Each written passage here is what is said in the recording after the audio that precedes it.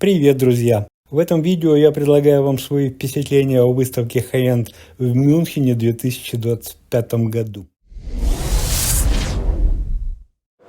В общем, мои хорошие, заканчивается буйство аудиокрасок на этой выставке в Мюнхене. Жалко, что она последняя, но для меня жалко, мне сюда ближе просто добираться. Ну и опять же, здесь вся инфраструктура шикарно создана для проведения подобных событий, включая вот эти вот комнаты для прослушивания и стенды, удобные кабинеты для переговоров и все такое. Ну, неплохую развязку транспортную, допустим, тоже в городе. И вообще Мюнхен красивый город, сюда приятно приезжать. Ну, в Вену, куда переезжает этот фестиваль, эта выставка, этот форум международный, ну, тоже красивейший, конечно, город, но несколько иной, и не факт, что туда будет съезжаться больше народу. Огорчало, конечно, в этом случае, в случае вот этой вот выставки, на которой я сейчас нахожусь, отсутствие многих очень интересных игроков. Ну, для меня очень интересных, например. Ну, и для многих вас вы задавали вопросы. Ну, я не мог на них ответить, потому что нет, не представлены эти бренды, допустим, потому что они сочли это нерентабельным.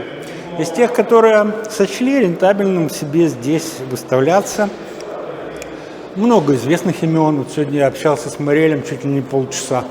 Он для меня забросил свой киоск, и мы беседовали, потому что было о чем поговорить. Ну, собственно, речь шла о оборудовании Клиппеля, сразу скажу. О исследовании диффузоров, о том, почему они не продают отдельно динамики, а только разрабатывают их для использования в своих Морелях, акустических системах. Почему-то они углубились в портатив. Хотя и такие колоночки тоже какие-то представили, но это не важно. Я сейчас хотел другое сказать.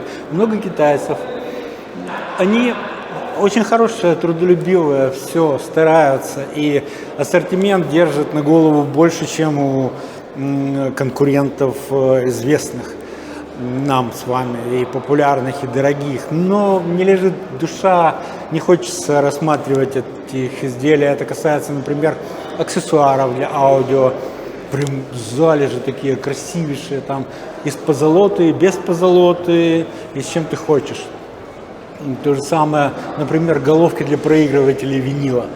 Несколько компаний китайских представили довольно большой ассортимент. И что там написали, что вот их головки вот как раз вот самое лучшее в 100 раз, чем все вот эти представленные здесь и не представленные, но еще более дорогие, которые вы знаете, кому надо, знают. Но я даже не смотрел, даже не закидывал им желание там пообщаться, может быть, сделать обзор на что-нибудь, как-то так. Что же касается известных брендов, всех, которые тут представлены, еще раз, вы можете посмотреть по ссылке в описании к видео список представленных брендов с тем, чтобы не задавать вопросы о не присутствующих здесь. Так вот, те, которые представлены, они, ну, на мой взгляд, продолжают эксплуатировать имя, внося, ну, незначительные, на мой взгляд, изменения в модели или следуя маркетингу, что, в общем, абсолютно резонно и разумно. Маркетинг – это неплохое слово, это наоборот служба, которая позволяет адаптировать товар к чаяниям покупателей. Потому что это не инженерное дело выяснять, какого цвета, формы и так далее колонки, допустим, нужны покупателю. Этим занимается вот отдел маркетинга, в частности. Равно как набор интерфейсов там у каких-то усилительных вещей. Так вот, на мой взгляд, незначительные изменения вносят, и это неинтересно рассматривать. Хотя, с другой стороны, здесь 500 или 1000 этих фирм представлено. Наверное, каждая из них что-то сделала хорошее. И, упершись в какую-то тему, подняла ее на должную высоту и добилась какой-то собой поставленной цели. Ну, мне что-то неинтересно вот с каждым выяснять вот это все. К тому же очень много легенд. Одна женщина на стенде мне сказала, я говорю, а есть ли у вас инструментальные испытания с тем, чтобы я мог их сравнить с известными мне, допустим. Она говорит, нет, потому что инструментальное воспитание это ерунда, допустим, оценивать изделия, надо слушать. Я ей говорю, уважаемая, я музыкант с оркестровой практикой, я же инженер, разрабатывающий вот эти вот колонки, которые вы тут продаете. Я к тому же еще и саунд-продюсер сертифицированный, который знает, для чего это создается и как это использовать. Вот мне вот это не проходит, эти разговоры, что надо слушать. Понятно, что надо слушать, но можно потратить годы на слушивание какого-то изделия и нарваться на какой-то баг через год, не знаю, в самый неподходящий момент, когда ты пытаешься попижониться перед кем-то, допустим, или для себя, принеся заветный материал домой, поставить его для того, чтобы насладиться, и тут он тебе может выдать тот самый баг, тот самый эффект, который инструментально был бы определен в первом цикле измерений буквально. Вот это вот не шутка уже. Клипили сейчас новый пакет измерения, там он что-то несколько секунд делает все сканирование. Ну, не сканирование, там снятие характеристик. Да, такие дела. То есть инструментальная оценка, она на первом месте стоит. А субъективная, которая, кстати, зависит от субъекта, то есть мне это может понравиться, вам не понравится, вечером мне это может понравиться, утром не понравится, когда влажность повышенная звучит, иначе мне может не понравиться, летом лучше, зимой хуже и так дальше. Вот это вот субъективная оценка. Я уже не говорю о том графике господина Белла, который показывает, я вам сейчас подложу его сюда, я его много раз уже в видео использовал, но без него трудно объяснить вот эту мульку, потому что начнутся сейчас золотые уши Мухосранска, там говорит, что он все слушает не осциллографами, а ушами. Вот люди на этой картинке видно, как вот столько-то людей на одно и то же музыку выставили эквалайзер, ну, грубо говоря, вот таким вот разным образом.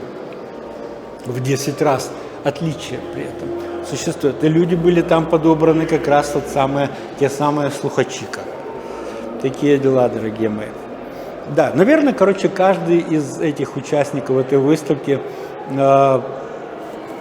несет что-то полезное. Но так, чтобы прям запало, так нет. Вот то, что я вам покажу сегодня, это вот выжимки, допустим, из того, что наглядно бросается в глаза. В основном я тяготею к крупным системам, которые способны без сабвуфера обеспечить крутой бас с недетским звуковым давлением. Мелкие я даже не рассматривал. Обошел стороной целый сектор с наушниками огромный, потому что я их и сам не использую, и не нравится мне это все, что они делают. Ну, это мое субъективное, но так я же делаю обзор, а не тот, кто фанатеет от наушников.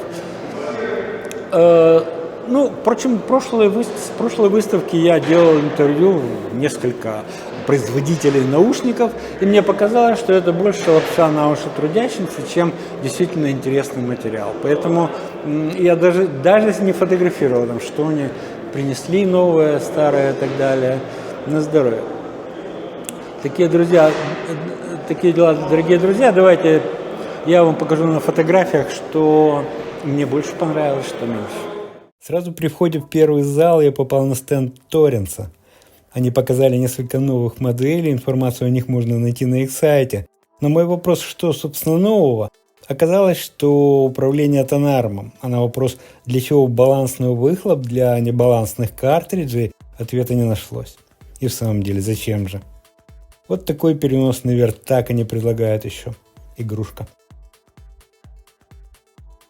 Далее экспозиция SB Acoustic. Неплохой набор динамиков, коаксиалы, твитеры, вуферы, отдельно стойка с про-аудиодинамиками. Я было подумал договориться об образцах, однако, посмотрев на все, не нашел заманчивых решений для себя. Вот предлагают картриджи, иголки на любой вкус, но не греет.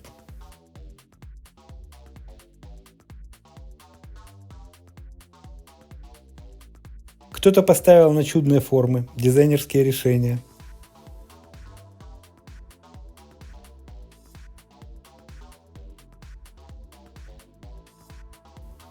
Новинки от Hypex В основном заточенное на многоканальное решение, ну и модули, которые я уже обозревал пару лет назад.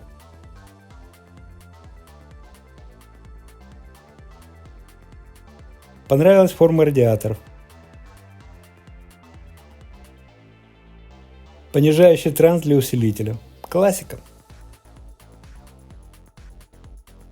Вертушка со сложной системой управления тонарным нитями. Трехполоска с лопухами в Open Baffle. Масштабно, многообещающе.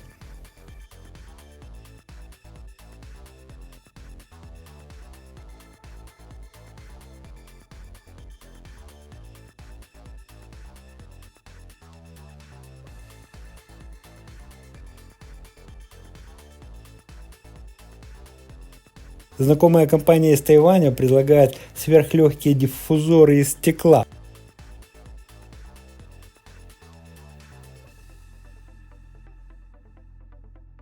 Вот их сайт. Могу отметить, что на стенде стоял инженер и отвечал по теме.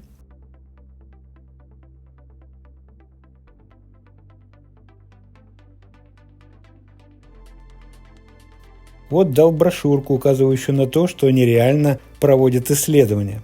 Кстати, с помощью софта Loudsoft, знакомого многим Питера Ларсена. Сетевые кабелечки для примера. Ни о чем.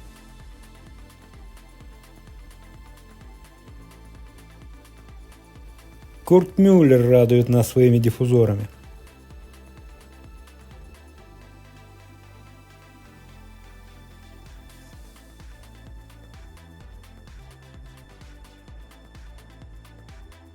А вот и стенд Loudsoft и мистер Ларсен собственной персоной.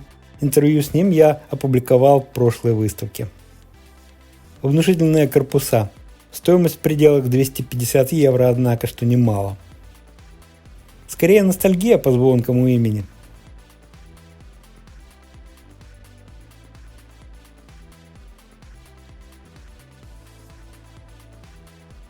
Вертушки. Ламповые преампы из Чехии. Обсудили ламповые корректоры, преамп Сухова.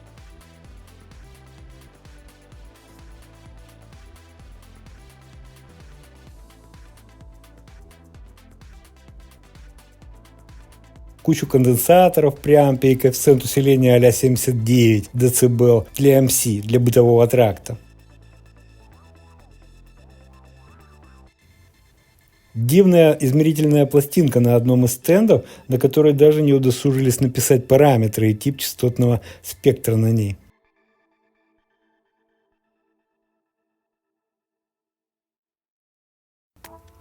Новинка от Dual.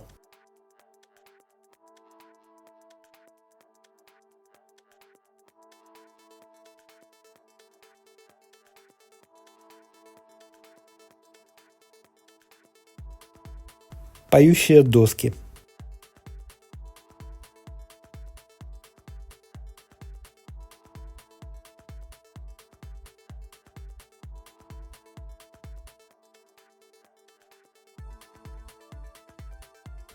Занятные вертушки.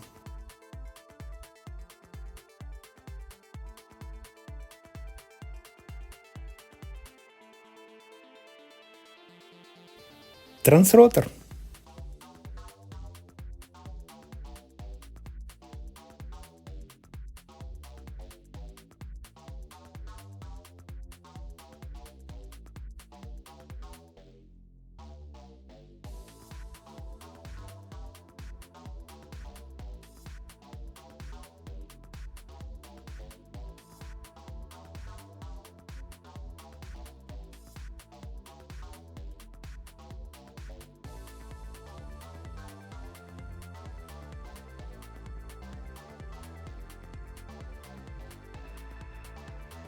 Такая вот подача своих решений.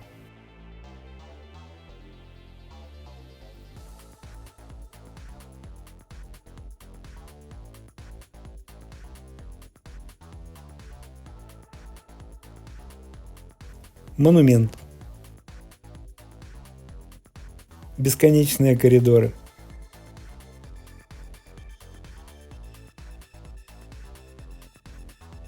Коллекция рупоров включая фундаментальный саб-ковш.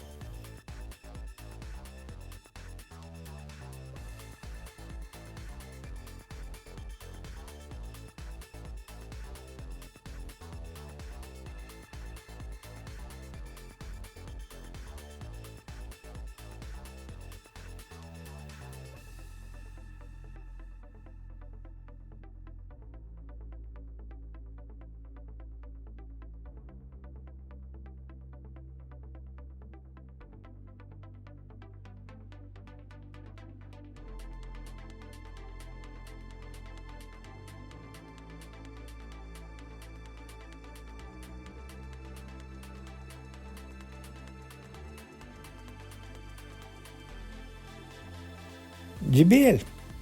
Интервью я брал в прошлый раз.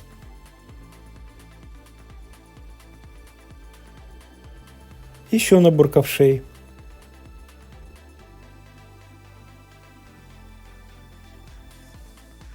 Макинтош.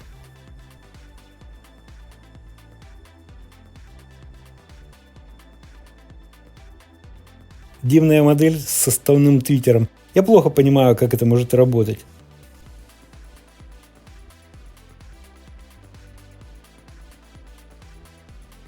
Ну и препарация заодно.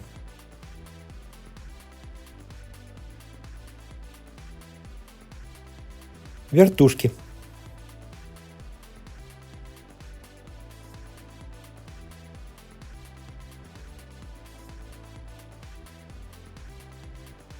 Трехголовая Ямаха с зачетным купольником посередине. Я такой в своей трехполоске держу.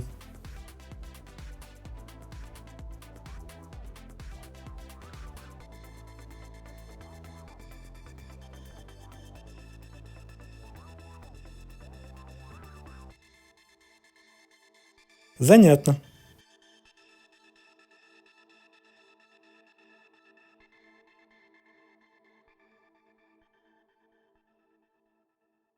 Райда и прочее.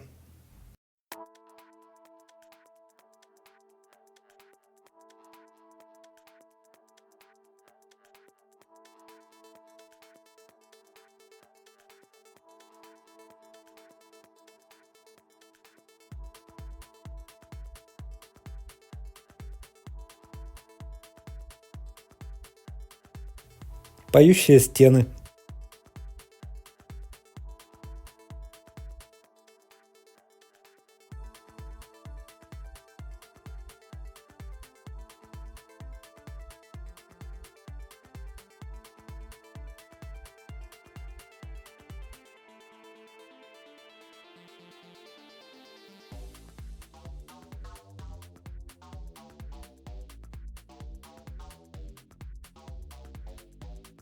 Придумают же люди из Италии.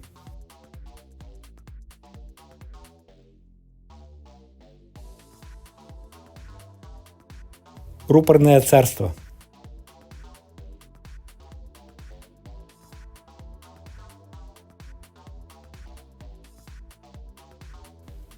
Смотрите сами.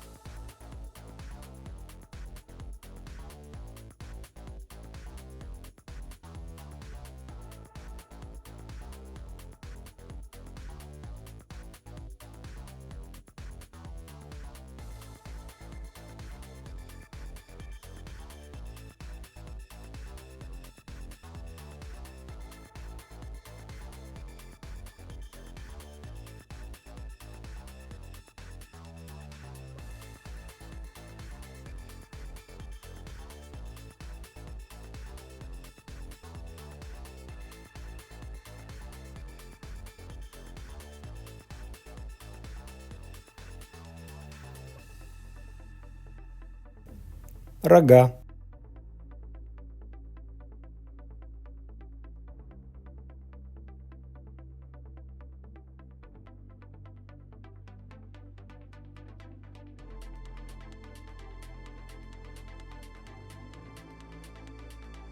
Дивная система, я долго топтался вокруг.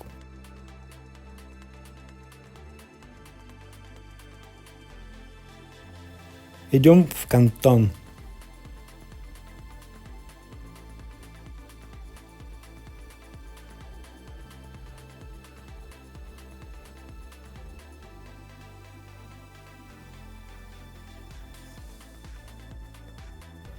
А вот трехполоска Audez. СЧ выполнен по схеме Дополита, но при резиновых подвесах я бы не фанател от этой системы.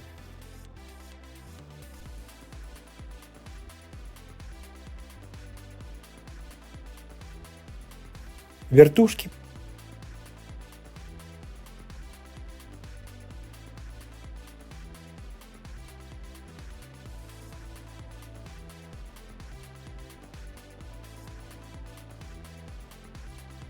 Преампы.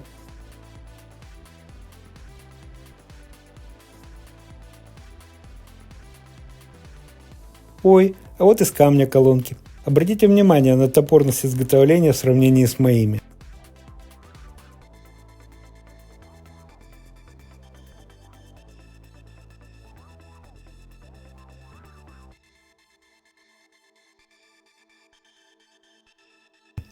Это уже вовсе необъяснимое решение. Ну да пусть себе.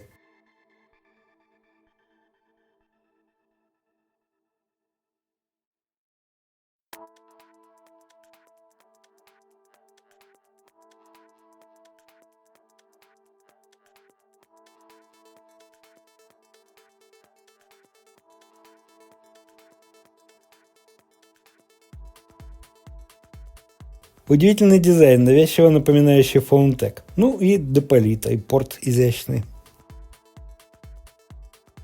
Красивая вертушка.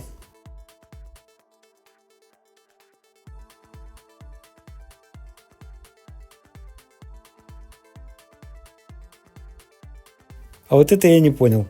Типа ловит и равняет? Надо изучать. Допускаю, что это прорыв в акустическом оформлении комнаты. Вот их сайт. Новости от аудиотехники. Некие VM-картриджи. Надо изучать.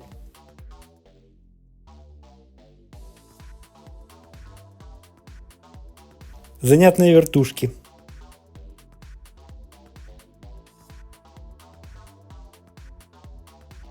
Колонки.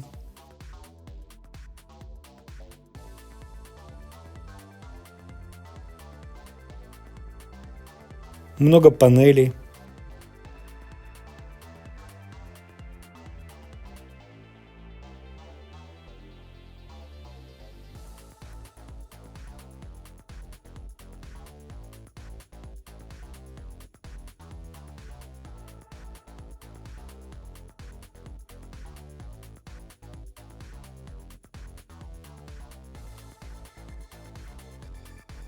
Навороченных сетапов.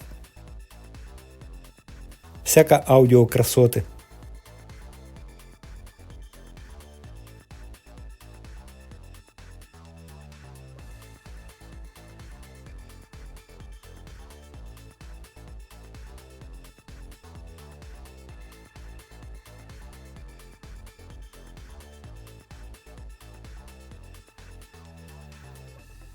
Сложный очиститель виниловых дисков.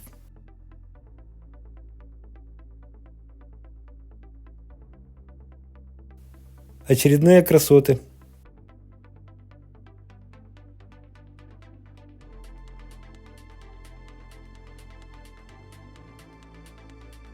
Опять колонки из камня.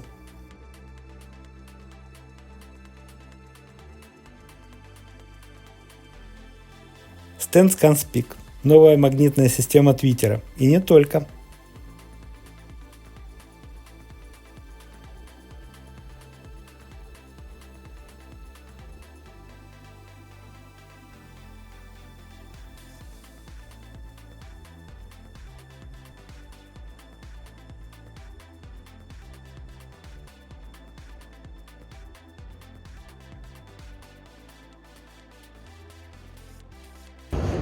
Основной смысл этой экспозиции у ScanSpeak, что здесь везде использованы эллиптические катушки и, соответственно, предзащитные колпачки можно увидеть вот здесь, на этом мире, например. И даже на вот этом басовике. Вот, например, вот. Все эллиптическое для снижения паразитных резонансов диффузора. Очень интересно. Здесь традиционные ScanSpeak стоят. Но основное вот этот твиттер, который я покажу в фотографиях более детально. Здесь новая система магнитов и карбоновый диффузор. Бесконечные аллеи аудиокрасот.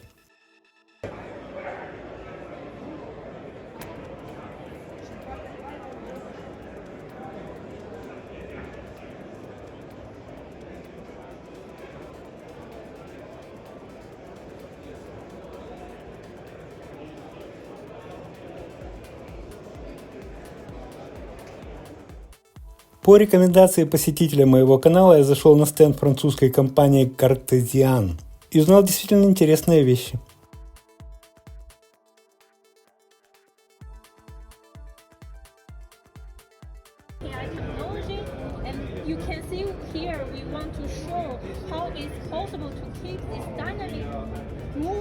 Вот их сайт. Эта девушка была на стенде и показывала мне удивительные графики.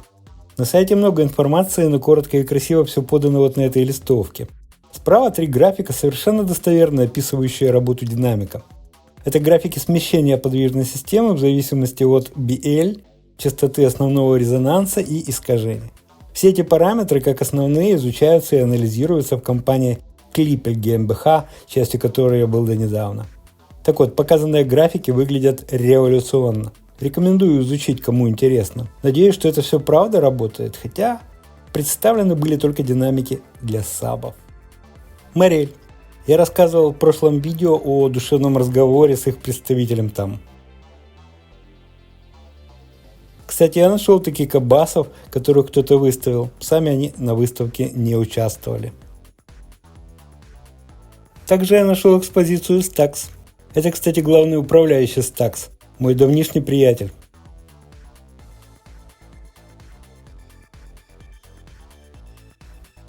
Новая модель.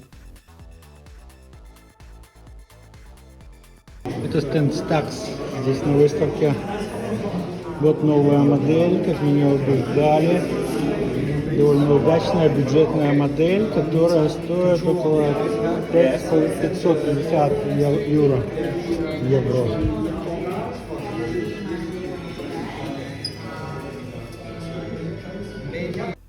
А это, кстати, главный инженер Edifier. Мой давнишний приятель тоже. Очень много воспоминаний. Красивые колонки с моим любимым купольным среднечастотником. Экспозиция Project. Красиво, масштабно.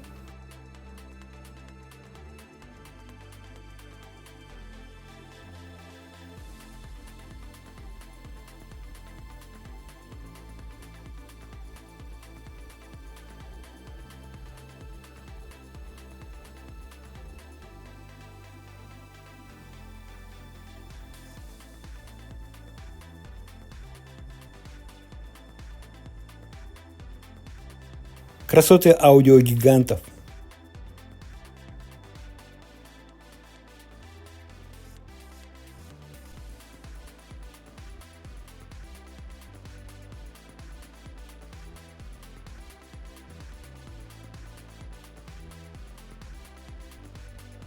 Закончен бал, погасли свечи. Еще один аудиогод пролетел как не бывало. 3 этажа выставочного комплекса, плотно занятых около 1000 экспонентов. Для интересующихся и вовлеченных людей эта выставка принесла много открытий в техническом и творческом плане.